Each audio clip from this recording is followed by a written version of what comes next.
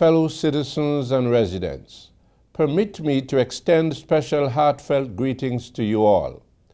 As I embark upon addressing a few remarks to you, my fellow citizens and residents, many of you may already have completed the re-registration process, which will afford you the opportunity to exercise your inalienable right to cast your vote whenever the necessity arises during the next 10 years, and specifically on the occasion of the upcoming general elections, which are constitutionally due by March 2014.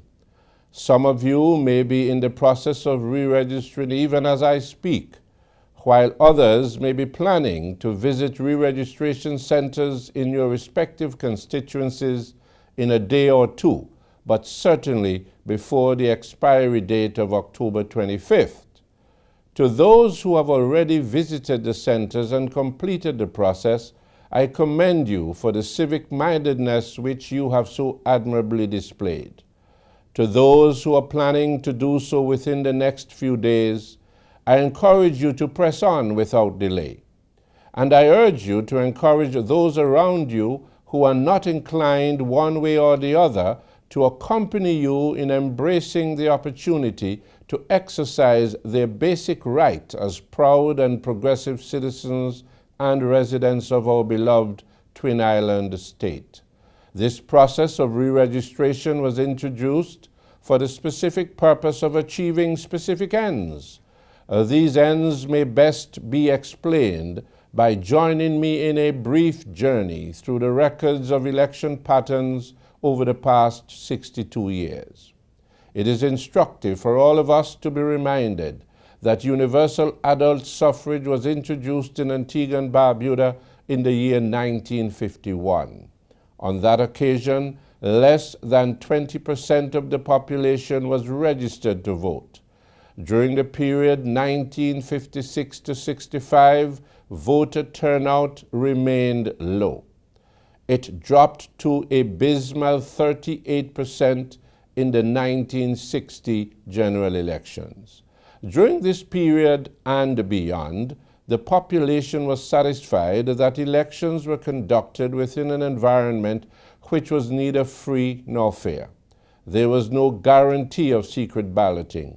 The voter registration process was open to abuse, and there were allegations that the voter roll was inflated by 25%, mainly through immigrants and deceased residents. These irregularities led the Commonwealth Observer Group in the 1999 general elections to recommend the establishment of an independent electoral commission and to introduce a fair and efficient voter registration process.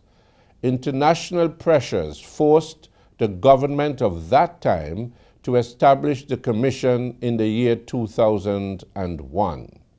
It is this commission which today takes all the necessary steps to ensure free and fair elections and to protect all of us, citizens and residents, from the improprieties which had been our fate in years gone by. It is common knowledge that there are societies in the world today, technologically advanced as we are, whose inhabitants still do not enjoy the right to vote. Many have had to fight for their freedom and face bitter civil dislocation, wars and oppression to win the right to vote and so determine their destiny. The atrocities of apartheid in South Africa still linger agonizingly in our minds. But thanks to heroes like Nelson Mandela, the right to vote has now become the way of life. But it is still not business as usual in some regions of the world. The records show, for example, that there is only partial suffrage in Lebanon, where proof of elementary education is required for women but not for men. And voting is compulsory for men but optional for women. In Saudi Arabia, again, there is no suffrage for women. The first local elections ever held in that country occurred in 2005.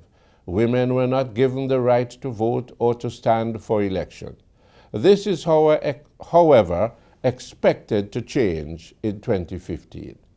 I make reference to these episodes in history if only to emphasize the point that this feature of our life, which we take for granted, the right to vote, which we so readily enjoy in Antigua and Barbuda, should not be taken lightly, nor should it be trivialized. We in Antigua and Barbuda have enjoyed this right to elect the government of our choice without having to face the ravages of discontent, disharmony, nor discord. It is a sacred and onerous responsibility which we should all embrace, respect, and cherish, especially when taken within the context of the current state of uneasiness and instability which threatens so many democratically elected governments worldwide. It therefore behooves each and every citizen and the lawful residents of Antigua and Barbuda of voting age, or who will be of voting age on the date that the electoral re-registration process comes to an end, to waste no effort in exercising this freedom, which we so lavishly enjoy, but which was fought for so bitterly, valiantly, and painstakingly by our fathers and forefathers. As minister under whose responsibility elections fall, I urge you all to make every effort to discharge your civic responsibility. Your employer has a moral obligation to give you the time off to discharge this responsibility. I urge you to gather your family members, your neighbors, and your friends. Form carpools if that is what is required, but regardless of the circumstances, do all that is within your means to assist one another in getting to the re-registration centers without delay. Unfortunately, we have had some hiccups and delays in getting the process off the ground, in addition to which there have been a number of teething problems which the Electoral Commission have had to entreat. But I am informed that this is now behind us to a large degree, and that the process is working well. All that remains to be done is for all of us as citizens and lawful residents to get to the centers and perform our civic responsibility with pride and with dignity. The lines may be long in some instances. However, the process itself is reasonably swift. I will be failing in my duty if I did not address a few words to our young citizens and residents. My dear young citizens and residents, the world in which we live today belongs to you. It is your era, the technological era. Put in the wrong hands, that same technology which we thrive on could be used not for good but for evil. That choice is in your hands. It is your generation which will reap the rewards of the foundation which has been laid by your parents and grandparents. They have sacrificed to get you this far, to mold you into what you are today and provide you with the potential for what you will likely to be tomorrow. You, however, will be ultimately responsible for whom or what you become. Much of what or whom you become will rest on the judgment and discretion which you exercise in choosing the type of government which you desire to lead and guide you, a government in which you will be allowed to participate, become involved, and play a useful role. The first step in doing so is to exercise your right to vote. And your right to vote will only be fulfilled by your making the special effort to register. In the case of those of you who expect to be entitled to vote for the first time, or to re-register in the case of those who have had the opportunity to register and vote previously, I urge you not to shirk your responsibility, but to take full advantage of this opportunity and be guided by your conscience.